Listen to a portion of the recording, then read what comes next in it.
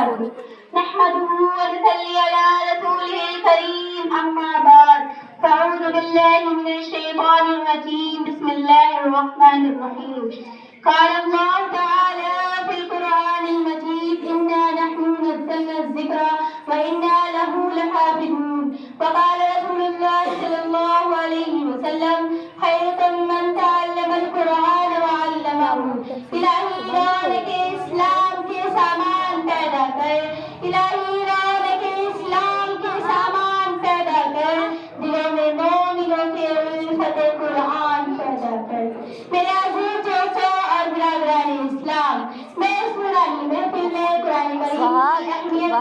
پر روشنی ڈالنا چاہتی ہوں آپ سب سے معاملہ گزارش ہے میری معاملات کو غور سے سنیں محترم ساتھیوں قرآن پاک کا مقدس کتاب ہے جسے ایمانی افکار اور اسلامی قدروں کے پھول کھل جاتے ہیں قرآن کریم درست و ہدایت کا سرچشمہ ہے رحمت اور برکت کا ذریعہ ہے کامیابی اور نجات کا مرکز ہے اللہ تعالیٰ نے اپنے اس مبارک کلام کو رسول صلی اللہ علیہ وسلم کی ذات گرامی پر نازل فرمایا ہے جو کہ حاضر تھے ایک موقع پر حضور صلی اللہ علیہ وسلم نے ارشاد فرمایا سب سے اعلیٰ اور سب سے بہتر آدمی وہ ہے جو قرآن کو سیکھے اور سکھلائے حضرات اپنے مقدس کلام کی حفاظت کا وعدہ خود رب العالمین نے فرمایا ہے چنانچہ ارشاد ہے انا نحن نزلنا الذکر وانا لہ لحافظون اللہ تعالیٰ نے اپنے اس قول کی تعریف اس طرح فرمائی کہ چھوٹے چھوٹے بچوں کے سینوں میں قرآن مقدس کو محفوظ فرما دیا تاریخ شاہد الفاظ کرام نے الفاظ قرآن کی حفاظت فرمائی حضرات نے اس کے لفظ و لفظ کو محفوظ رکھا کاتبوں نے رسم الخط کا لحاظ رکھا جیسے اس زمانے میں ہر فن کے ماہرین نے اپنی اپنی معاونت کے اعتبار سے قرآن کی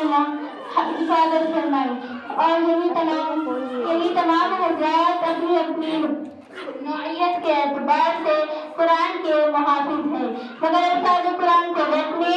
اور یاد کرنے والوں کو حافظ کے مبارک لقب سے مشہور کیا گیا ہے اس لیے کہ جب اللہ تعالیٰ کا پیغام حضرت جبریل علیہ السلام تاجدار مدینہ جناب محمد رسول اللہ صلی اللہ علیہ وسلم پر کراتے تھے تو آپ جلدی جلدی پڑھنے لگتے تھے تو اللہ تعالیٰ نے فرمایا انا علینا جمعہ و قرآنہ قرآن کا سینے میں جمع کر دینا اور پڑھوا دینا یہ ہماری ذمہ داری ہے عزیز دوستوں قرآن حفظ کرنا باعث نجات ہے اور خیر و برکت کا ذریعہ ہے جس قلب میں قرآن ہے وہ فرمان الہی کا مرکز ہے جس دل میں قرآن کریم ہے وہ معرفت الہی کا مرکز ہے تو کیوں وہ جنتی نہیں ہو سکتا حدیث کا مفہوم ہے کہ عثمان جبری رضی اللہ تعالیٰ عنہ نے حضور اکرم صلی اللہ علیہ وسلم کا ارشاد نقل کرتے ہیں کہ جو شخص قرآن شریف پڑھے اور اس پر عمل کرے اس کے والدین کو تاج پہنایا جائے گا جو آفتاب کی روشنی سے بھی زیادہ ہوگا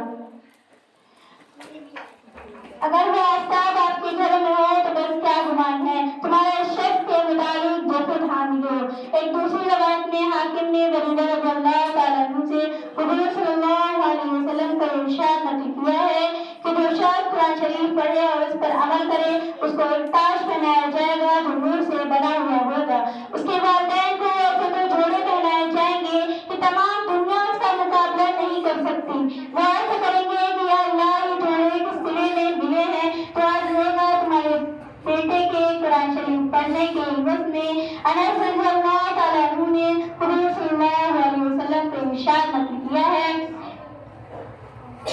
جو شخص اپنے بیٹے کو نمازہ قرآن شریف سکھلانے سے عقلی اور پچھلے گناہ معاف ہو جاتے ہیں حضرات زندگی کا کون سا حصہ ایسا ہے جو قرآن سے درست نہیں ہو سکتا یہی وہ قرآن ہے جو مکے کی گلیوں میں پڑھا جاتا تھا تو چلنے مسافر رک جاتے تھے اور غور سے سننے لگتے تھے یہی وہ قرآن ہے جو جانوروں کو مشلے پر مجبور کر دیتا ہے یہی وہ قرآن ہے جس نے مجاہدوں کو زندگی بخشی یہی وہ قرآن ہے چھوٹوں کو جگایا بوڑھوں کو ہنسایا ہنسنے والوں کو رلایا یہی عمر ابن خطاب ہے جو اسلام اور قرآن کے جانی دشمن ہے کفر جائیں گے۔ اسلام کو مٹانے پر کم بڑھتا ہے، ایسی زمین کے بارش کو نہ روکے، لیکن جب قرآن کریم کی بارش برسی تو